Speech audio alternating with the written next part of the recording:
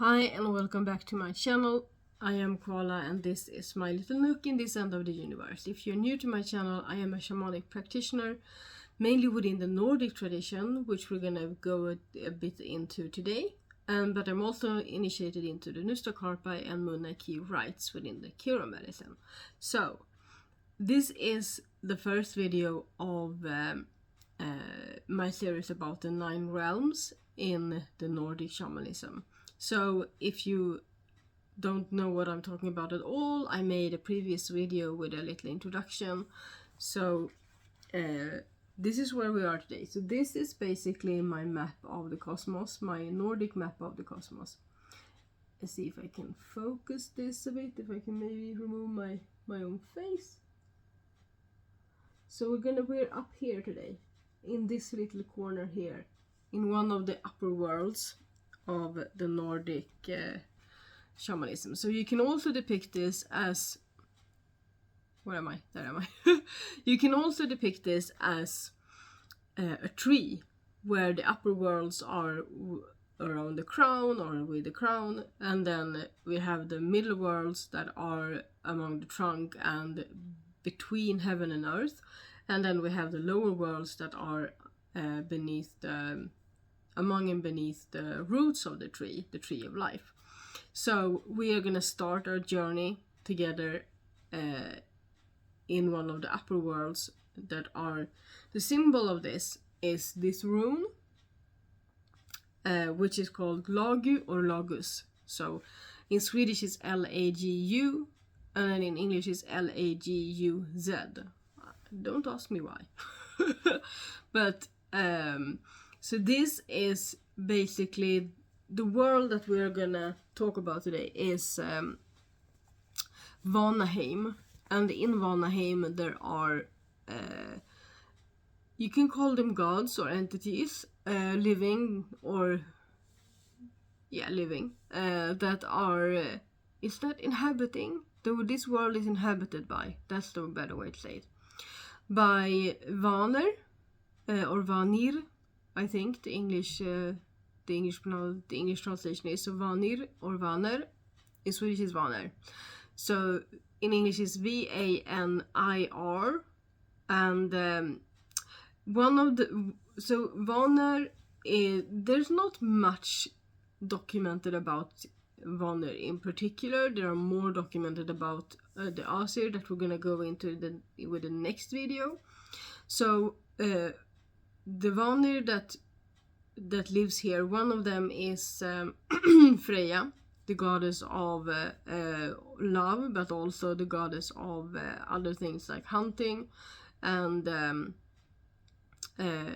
so this world is about our emotions. So the entities or the gods and goddesses that can be found in this world, which is Freya and their father Njord, they are kind of like the guides you can meet when you journey there. So in this part of the universe that we have inside and outside of ourselves, because that's kind of the point. So within, so without, as above, so below, as the soul, so the universe. So this world, Vanaheim, is represents our emotional self, so our emotions, our intuitions, and the flow of life. So it's a world of water, hence the rune, because Lagus is the rune of water. The world isn't, when I journey to this world, it can both feel like entering like a deep sea community, but it can also feel like you need water to enter this place. So water is the portal to this place. So when I journey and when I guide others through journeying, we know that we are closing in on Vanaheim, the home of the Vanirs. That's how you translate that. When we see a body of water, or when we follow a body of water, like a river, a lake, I call it the big water in the west, like it's an ocean or a sea. It's so vast that you can't see if it's land all around or if it's an actual ocean. So and you being above water, you are still not entering this world. You have to go through the water or into the water to enter this world. And this world represents our emotional self, as I said. So we can heal our emotions, we can dive into our emotions and sit with our emotions and learn about our emotions and also learn what hinders us. So there's another world of one of the lower worlds that is representative of the obstacles that we put in our own path or on our own path. But in this world, in Vanaheim, we talk about how we can follow our own path and follow the flow of life and see the obstacles ahead of us, but also see the different paths ahead because they depict themselves as rivers. So this is also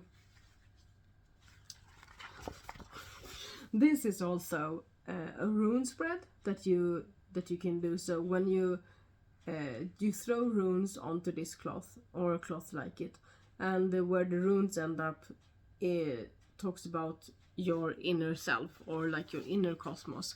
So when a rune falls on this area on the cloth, it talks about something that has to do with your emotional self and your emotional, it could be your emotional growth, it can be your emotions, depending on what you ask about. If you ask about specific situation, it can be about your emotions towards that situation. It can also be what you need to do to make the path flow easier. Like imagine you are on a boat and you are following the river and the stream, and then there's something, an obstacle in the way, or there's a path, the path is dividing. So it can talk about a lot of things, but it's always connected to your intuition or your emotional self. And it can feel like those two are far apart, but they aren't, because we need to clear our emotional self from blockages and from debris before we can have a clear intuition. So when the water is clear, when everything is clear and you can swim in it and feel wonderful and amazing, then your path to your intuition is cleared. So I think that's actually all I'm gonna say today, because that's pretty much the basis of it, and then we can also go deeper into it. But going deeper into any of these worlds are better to do. It's better to explore them by shamanic journeying, by meditation, by inviting the gods and goddesses or the animals of this world into your circle here and now. So in a previous video I talked about animal spirits, spirit animals, power animals, and intuition. And so we have, in the Nordic tradition, we believe that we have a power animal from this realm, from this world. So that can be anywhere from a mythical animal or creature to one that is alive today. So it can be, for me, it's a dolphin. For other people, and I have also helpers, that is spirit animals. I prefer to call them helpers because I don't think I want to call a mermaid an animal.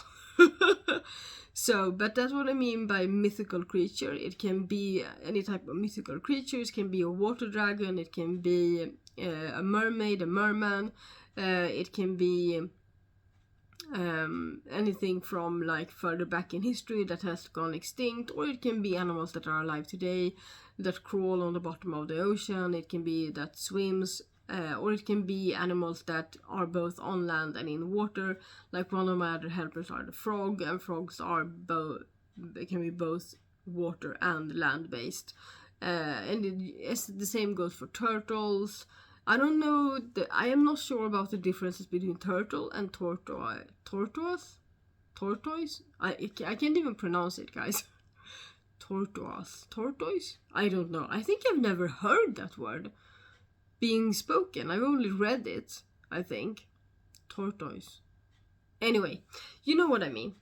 So my power animal from this realm is the dolphin, and then I have a few helpers. I have as spirit animals. I have a turtle, mermaid, frog, and then I have an animal that finds their food in water, but are flying. So like a bird that feeds, that almost only feeds in the water, and I'm not sure about the English name for that bird. So but it's like a seagull.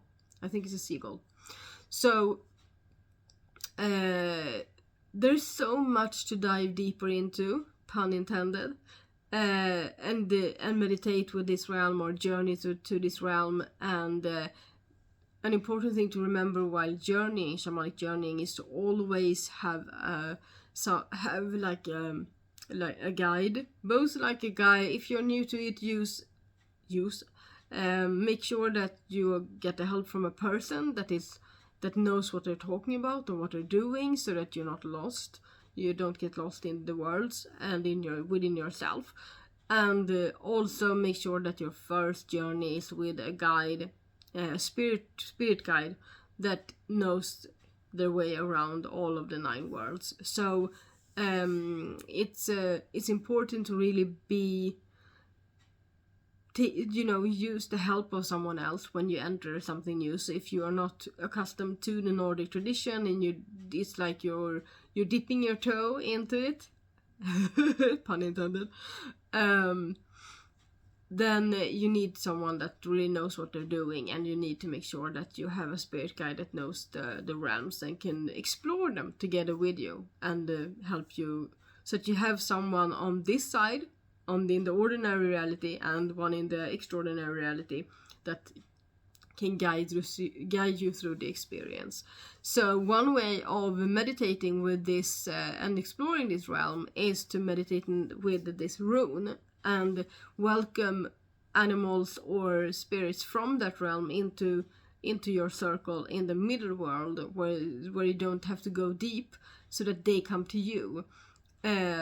Or just meditate with water, and recognize that every time you touch water or work with water, you work with this realm within you and outside of you. So when you drink water, you strengthen this realm within you. When you drink water, you cleanse yourself, and cleansing and clearing is a part of this realm, and a medicine of this realm. So for me, I would say that the gods and goddesses of the different worlds have different, they have like a role in each, and they have something to help you with, and they have a medicine, but they are often used as a symbol of the realm that they belong to. For me, the realm is so much more than just one god, goddess, or entity or creature. So I want you to remember that. Because often when you come across like maps of the Nordic mythology, like maps of the 9 worlds, you only get like the connection they have to the different, like Asir or Vanir or Hel, the goddess of the underworld, and it makes it look like that's the only thing about that realm, but it's not. It's like one aspect, and it's, for me, it's one small aspect. So I want you to remember that. So next time we're gonna dive a bit deeper, or fly a bit higher to Asgard, and or Asgard, so weird to say it in English, and talk a little bit about the author and that realm of that is the next one of the upper realms. So I will see you then, and ask me anything in the comments, and I will do my best to answer those questions. And I will see you next time. Walk in beauty, and drink lots of water. Take care of yourself. Tjingeling.